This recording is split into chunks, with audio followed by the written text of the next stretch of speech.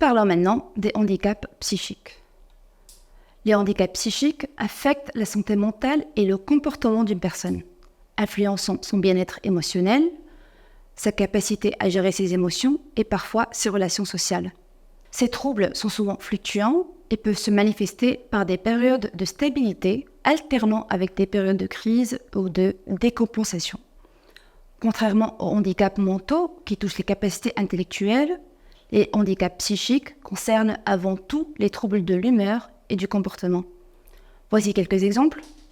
La dépression, la schizophrénie, les troubles bipolaires, les troubles anxieux et les troubles obsessionnels compulsifs. Vous trouverez ci-dessous une vidéo récapitulative. Qu'est-ce que le handicap psychique? Alors, quels aménagements et accompagnements pour les handicaps psychiques?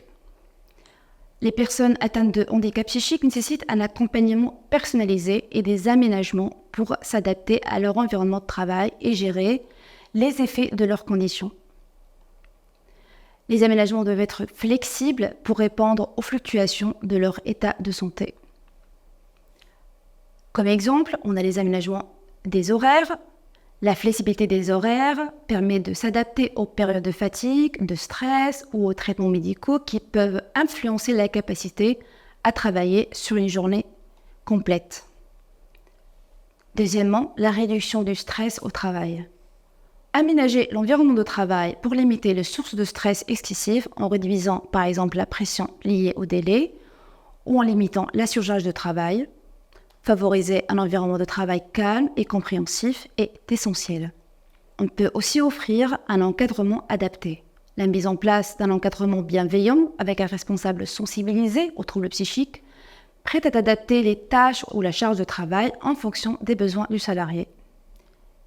Et finalement, le télétravail ou temps partiel. Dans certains cas, cela peut contribuer à réduire l'anxiété liée au travail en groupe ou au transport. Pour les personnes atteintes de handicap psychique, l'accompagnement personnalisé est primordial. Premièrement, le soutien psychologique et médical. Il est essentiel de permettre aux salariés d'avoir accès à des soins médicaux réguliers ou un soutien psychologique, tels que les consultations externes ou des psychologues d'entreprise. Les consultations régulières avec le médecin du travail sont essentielles pour ajuster les aménagements en fonction de l'évolution de la condition du salarié. Deuxièmement, référent handicap et suivi personnalisé.